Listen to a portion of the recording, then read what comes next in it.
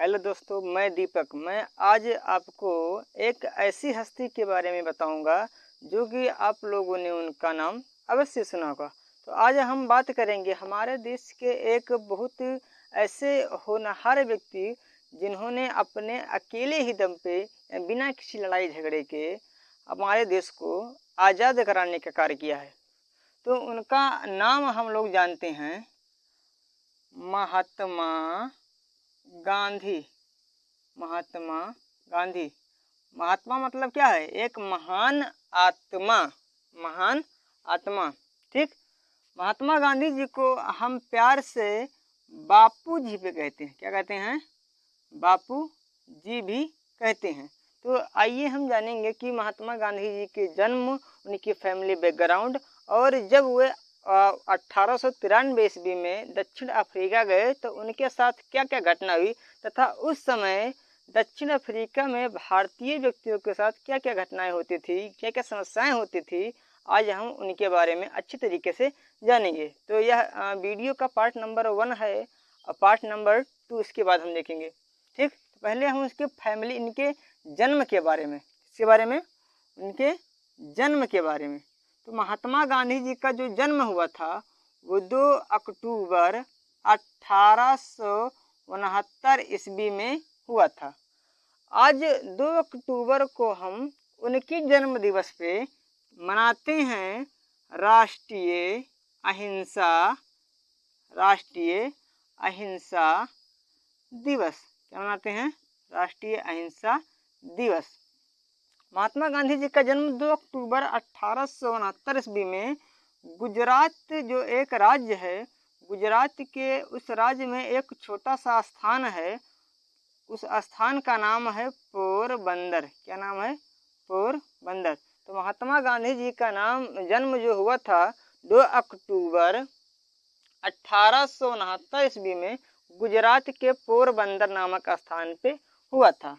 महात्मा गांधी जी के जन्म 2 अक्टूबर के साथ साथ एक ऐसे हमारे देश के व्यक्ति थे, स्वतंत्रता सेनानी, एक प्रकार से हमारे देश में प्रधानमंत्री भी रह चुके हैं, जिनका नाम है जवाहरलाल नेहरू। जवाहरलाल नेहरू जी का भी जन्म 2 अक्टूबर को हुआ था। तो हमारे भारत में 2 ऐसे वीर हुए, एक का नाम है महात्मा गांधी और एक का नाम है पंडित लाल बहादुर शास्त्री। इन दोनों वीर व्यक्तियों का जो जन्म हुआ था वो 2 अक्टूबर को ही हुआ था।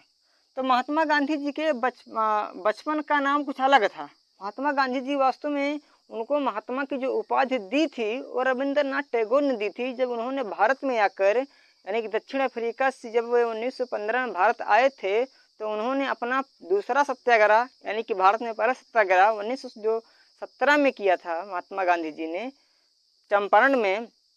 तो उस चंपारण सत्याग्रह की सफलता में रविंद्रनाथ टैगोर जी ने महात्मा गांधी जी को महात्मा की उपाधि दी थी। लेकिन तो इनकी जब वे पैदा हुए थे तो उनके माता पिता ने उनका जो नाम रखा था, यानी कि बचपन का नाम जो उनका था बहुत लंबा चौड़ा था, मोहनदास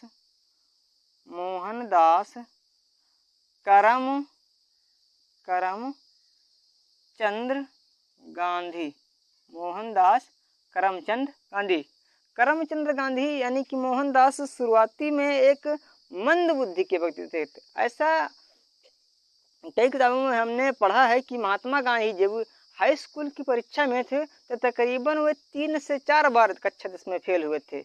3 से 4 बार कक्षा 10 में आज का कोई व्यक्ति एक ही बार में फेल हो जाता है तो उसकी पढ़ाई बंद हो जाती है। लेकिन महात्मा गांधी जी ने क्या किया कि 3 से 4 बार हाई स्कूल की परीक्षा में असफल होने के बाद भी क्या किया, उन्होंने निरंतर पढ़ाई की और एक निश्चित समय आया जो उन्होंने हाई स्कूल की परीक्षा पास कर ली। तो महात्मा गांधी जी के जो पिताजी थे, उनके जो पिताजी थे वो पिताजी क्या थे, राजकोट में एक दीवान थे। राजकोट उस एक स्थान का नाम है गुजरात के, उस राजकोट में क्या थे, दीवान थे, यानी कि वहाँ पे नौकरी करते थे राजस्व विभाग में, ठीक। उनके पिताजी का नाम इन्हीं के नाम पे था, यानी कि करमचंद गांधी। इनकी जो माता का नाम है, इनकी माता का नाम बहुत से लोग नहीं जानते हैं। इनकी माता का जो नाम है ये बहुत से लोग नहीं जानते हैं। इनकी जो माता का नाम है हम बता दें आप लोगों को। इनकी माता का नाम है पुतली बाई। क्या नाम है? पुतली बाई। और इनकी जो पत्नी का नाम है, पत्नी का नाम है कस्तूरबा गांधी। कस्तूरबा गांधी। 18 वर्ष की उम्र में ही महात्मा गांधी जी को पुत्र प्राप्त हो चुका था। तो और 18 वर्ष के बाद लगातार इनके 4 पुत्र हुए थे, यानी कि इनके कुल 4 ही पुत्र थे। 2 का नाम पड़ता है दास से, और 2 का नाम पड़ता है लाल से। तो 2 का नाम जो दास से है वह रामदास देवदास, और 2 का नाम लाल से है हरिलाल मनीलाल। कितना सरल है। 2 का नाम दास से है, एक देवदास, एक रामदास, 2 का नाम लाल से है, एक हरिलाल, एक मनीलाल। क्या नाम है? एक हरिलाल, एक मनीलाल। 4 पुत्र थे, देवदास, रामदास, हरिलाल, मनीलाल। 4 बार बोलिए, देवदास, रामदास, हरिलाल, मनीलाल। देवदास, रामदास, हरिलाल, मनीलाल। देवदास, रामदास, हरिलाल, मनीलाल। महात्मा गांधी जी के 5वें पुत्र के रूप में हमारे देशवासियों जानते हैं। इनके 5वें पुत्र के रूप में किन्हों, एक व्यक्ति थे जमनालाल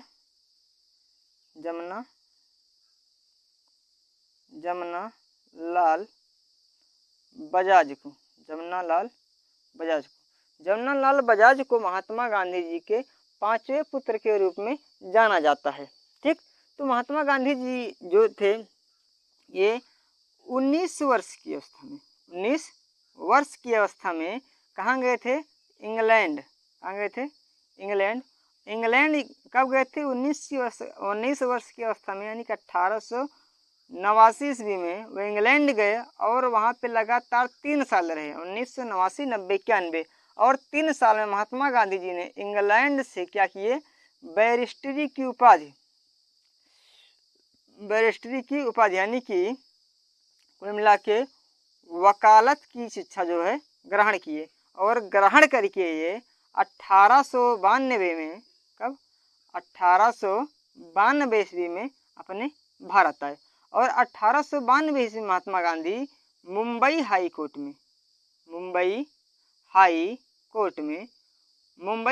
में इन्होंने क्या शुरू कर दी? उन्होंने शुरू कर दी वहाँ पे वकालत। लेकिन वकालत में इनकी कोई खास रुचि उस समय दिखाई नहीं दे रही थी।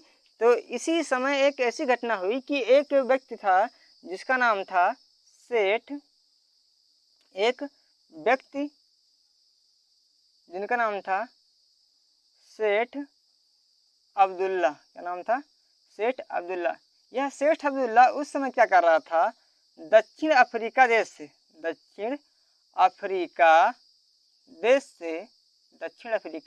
देश से कपड़े का व्यापार कर रहा था।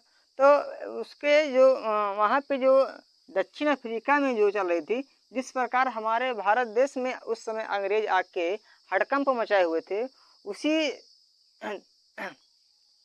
उसी तरह दक्षिण अफ्रीका में भी अंग्रेज लोग जाके वहाँ के व्यक्तियों तथा कुछ अन्य व्यक्तियों के साथ बुरा सलूक कर रहे थे। तो महात्मा गांधी जो सेठ अब्दुल्ला था, उनको कपड़े के व्यापार से लेकर क्या हुआ?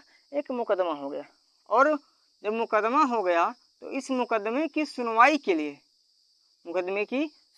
लिए सेठ अब्दुल्ला ने महात्मा गांधी जी से बात की। इससे महात्मा गांधी जी से बात की, और महात्मा गांधी जी से बात जब की तो महात्मा गांधी जी भाई अच्छे व्यक्ति थे। उन्होंने इनके वकालत को, इनके मुकदमे को सुनने के लिए तैयार हो गए, और जैसे ही तैयार हुए तो 1893 ईस्वी में वे दक्षिण अफ्रीका सेठ अब्दुल्ला, दक्षिण अफ्रीका में सेठ अब्दुल्ला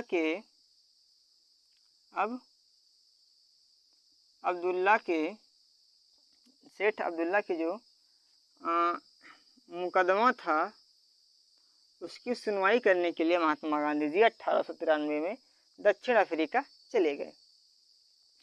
ये हो गया। ठीक। महात्मा गांधी जी ने जैसे ही दक्षिण अफ्रीका में कदम रखा तो उन्होंने देखा कि वहाँ पे जो भारतीय व्यक्ति हैं उनके साथ जो अंग्रेज लोग हैं वो कुछ अच्छी तरीके से बर्ताव नहीं कर पा रहे हैं। तो उस समय दक्षिण अफ्रीका में एक ऐसी भावना थी, वहाँ पे जो समाज था वह 3 भागों में बटा था। एक था गोरे लोग, एक था गोरे लोग, एक था रंगीन चमड़ी, एक था काले लोग। रंगीन चमड़ी मतलब होता है सांवला। तो जो गोरे लोग थे ये सांवले अथवा काले लोगों के साथ बहुत बुरा यानी कि बहुत खराब बर्ताव करते थे। जो गोरे लोग थे इनके रहने खाने, होटल, स्कूल, स्विमिंग पूल, यातायात, तमाम प्रकार की चीज़ काले लोगों से भिन्न थी। यानी कि अगर कोई भी चीज़ गलती से कोई काले लोग इनके सामान को टच कर देते थे तो ये गोरे लोग उन काले लोगों के साथ इतनी बुरी तरीके से पेश आते थे जैसे कि वे एक जानवर हैं। ठीक। तो इन सब को देख के महात्मा गांधी जी बहुत दुखी हुए और दुखी होने के साथ साथ वे अपने मन में इसको कुछ न कुछ परिवर्तन करने के लिए ठान ले। और एक बार यह हुआ कि खुद वे इस घटना के शिकार हो गए। इस घटना के शिकार हो गए।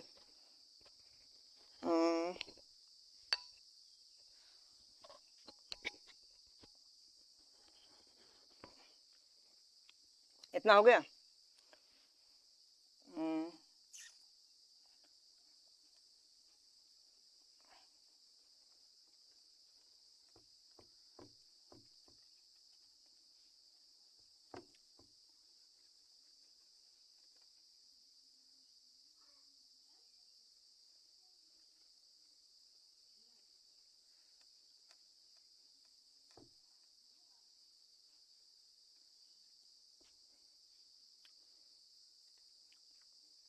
क्या हुआ कि महात्मा गांधी जी एक यात्रा कर रहे थे। तो महात्मा गांधी जी भाई पढ़े लिखे व्यक्ति थे, तो उन्होंने वहाँ के रेलवे से क्या किया कि उस समय 3 श्रेणी होती थी। 3 श्रेणी आज भी होती हैं, फर्स्ट, सेकेंड और थर्ड। तो उन्होंने महात्मा गांधी जी वहाँ के रेलवे स्टेशन से फर्स्ट श्रेणी का टिकट लिया और फर्स्ट श्रेणी के टिकट लेने के बाद वहाँ के फर्स्ट कोच में वे जाके बैठे। फर्स्ट श्रेणी में क्या किया, टिकट लिया और वहाँ के डिब्बे में जाके महात्मा गांधी जी बैठ गए।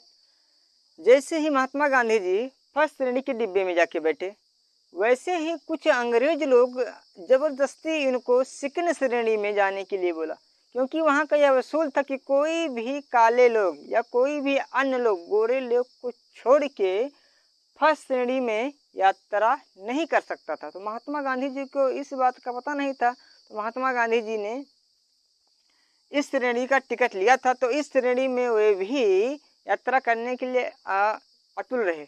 लेकिन अंग्रेजों ने क्या किया कि वहाँ की स्थानीय पुलिस की सहायता लेके महात्मा गांधी जी को जो ट्रेन चल रही थी वह डरबन शहर से, दक्षिण अफ्रीका के डरबन शहर से प्रिटोरिया जा रही थी। प्रिटोरिया और प्रिटोरिया के बीच में एक छोटा सा स्टेशन पड़ता है जिसका नाम है मेरिट्सबर्ग स्टेशन। इस स्टेशन पर महात्मा गांधी जी को फर्स्ट श्रेणी में यात्रा करने के लिए मना कर दिया जा रहा था। जब वे नहीं माने तो उनको मेरिट्सबर्ग स्टेशन पे कुछ स्थानीय पुलिस तथा कुछ अंग्रेज लोग महात्मा गांधी जी को उठा के फेंक दिया।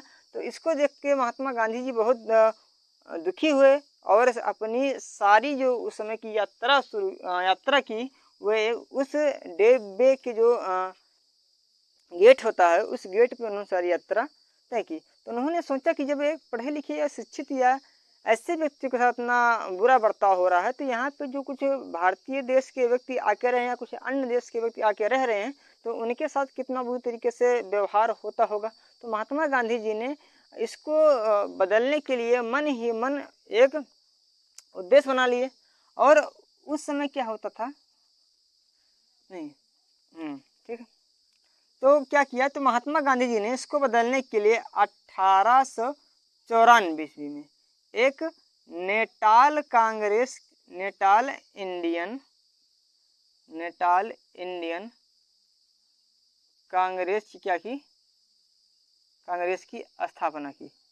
यह क्या था, यह एक प्रकार का समूह था, एक प्रकार का समूह था। इस समूह में क्या था कि जितने भी भारतीय व्यक्ति उस समय दक्षिण अफ्रीका में रह रहे थे, सभी व्यक्तियों को महात्मा गांधी जी ने इस नेटाल इंडियन कांग्रेस के तहत आने को बोला और सभी सदस्यों का, सभी व्यक्तियों की एक कमेटी बनाई और कमेटी में यह निश्चय कराया, जितने भी भारतीय व्यक्ति हैं उन्होंने उनके उन लोगों के से महात्मा गांधी जी ने निश्चय कराया कि हम भारतीयों के लिए जो ऐसी समस्या यहाँ पे हो रही है, इस समस्या को हम साथ में मिलकर दूर करेंगे तथा भारतीय होने के नाते यहाँ पे एक अच्छी खासी पहचान को बनाएंगे। तो महात्मा गांधी जी ने तो तकरीबन 4 से 5-7 साल तक, यानी कि 1904 तक इस समूह में व्यक्तियों को जोड़ते हुए अनेक प्रकार के उपदेश देते हुए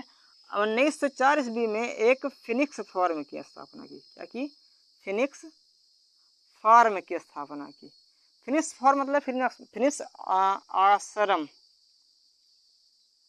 इस आश्रम में क्या होता था कि जो नेटाल इंडियन कांग्रेस के जो व्यक्ति होते थे, ये फिनिक्स आश्रम में आके भारतीयों के साथ हो रहे व्यवहार को बदलने के लिए प्रमुख रूप से महात्मा गांधी जी के साथ विचार विमर्श करते थे। ठीक, उस समय क्या था, उस समय अंग्रेजों ने एक कानून लाया था जिसका नाम है एशियाटिक रजिस्ट्रेशन एक्ट। इस एक्ट के तहत क्या होता है कि प्रत्येक भारतीयों को एक प्रमाण पत्र, जिस तरीके से हमारे यहाँ क्या होता है, आधार कार्ड होता है कि आधार कार्ड यह बताता है कि कौन सा व्यक्ति है, किस गांव का है, इसके पिता का नाम है, इसका फैमिली बैकग्राउंड है, तमाम प्रकार की चीज़ों को आधार कार्ड दर्शाता है। उसी प्रकार उस समय भारतीयों के लिए दक्षिण अफ्रीका में एशियाटिक रजिस्ट्रेशन एक्ट के तहत एक प्रमाण पत्र बनवाना पड़ता था। अगर कोई व्यक्ति प्रमाण पत्र को नहीं बनाता था, ये प्रमाण पत्र केवल भारतीयों लोगों के लिए था। अगर कोई भारतीय व्यक्ति इस प्रमाण पत्र को नहीं बनाता था तो उसे अधिक मात्रा में टैक्स देना पड़ता था। ठीक, तो महात्मा गांधी जी ने इसका विरोध करने के लिए तो महात्मा गांधी जी उस समय 2 लोगों की पुस्तकों से बहुत प्रभावित हुए। एक का नाम है रस्किन बॉन्ड। क्या नाम है? Ruskin bond. एक का नाम है टॉलस्टॉय।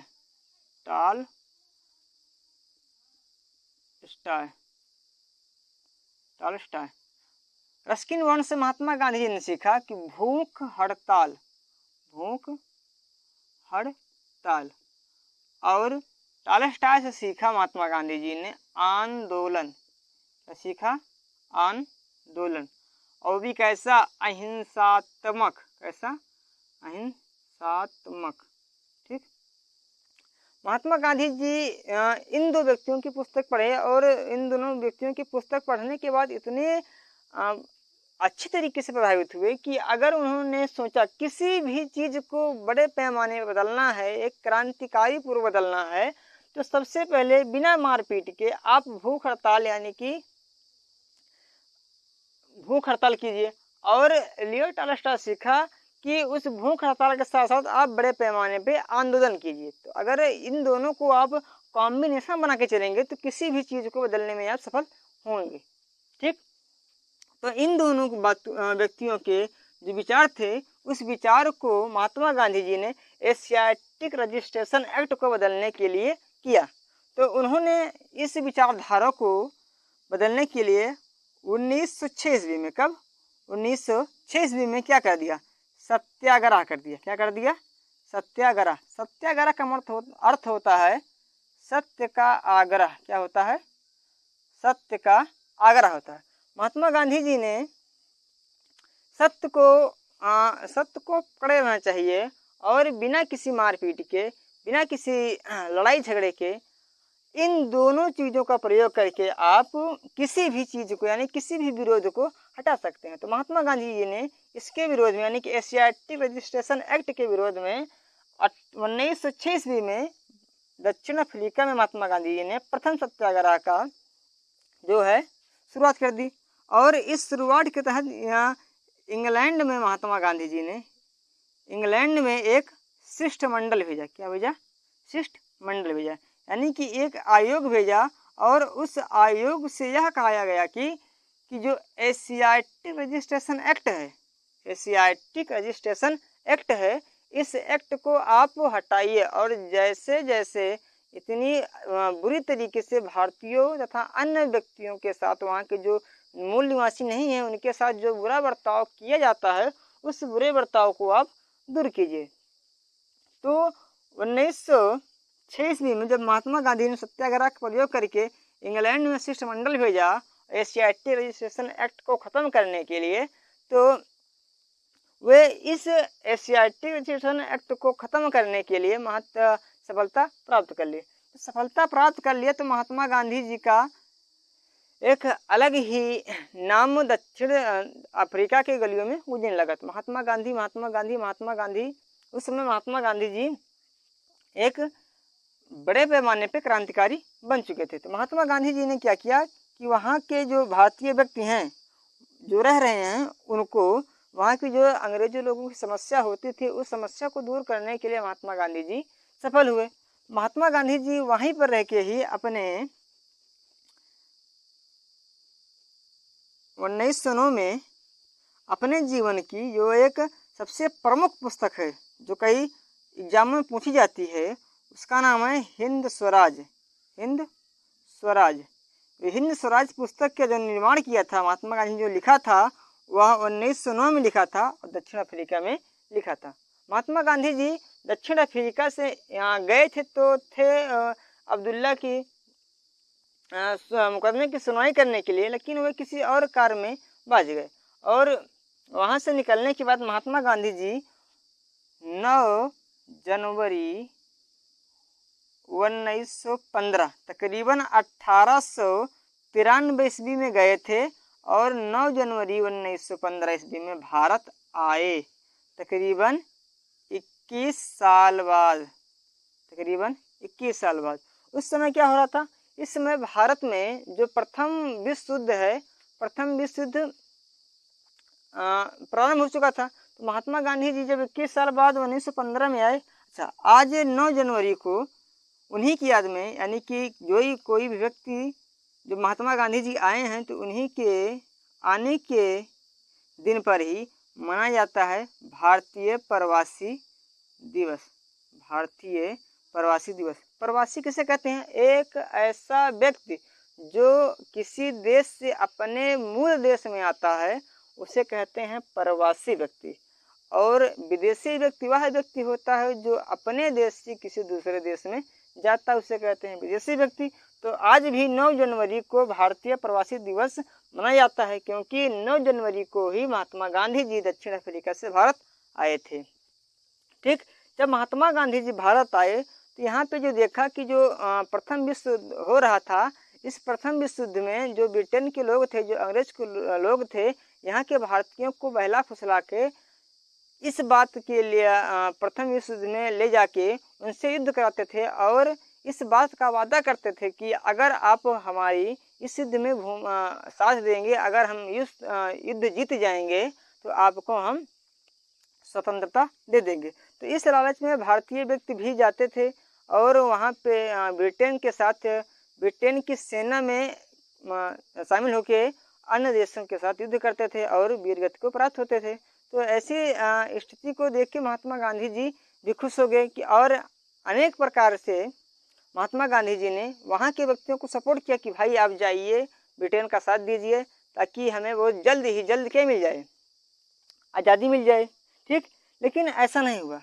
महात्मा गांधी जी 1915 में आए, लेकिन ऐसा उन्होंने व्यक्तियों को भेजने के लिए प्रोत्साहित किया, लेकिन युद्ध के बाद क्या हुआ, वह अंत में आज़ाद नहीं किए। अब महात्मा गांधी जी यहाँ पे जो भारतीय समाज में जो कुछ भूमिका निभाई थी, वह भूमिका एक गांधी युग के रूप में जानी जाती है, जिसकी शुरुआत तकरीबन मानी जाती है 1920 से लेकिन इसकी शुरुआत हो गई जब महात्मा गांधी जी 9 जनवरी 1915 को भारत में आए, तभी से। ठीक, तो भारत में महात्मा गांधी जी की क्या भूमिका थी उसके बारे में हम पढ़ेंगे नेक्स्ट वीडियो में। आज के लिए बस इतना। जय हिंद, जय भारत।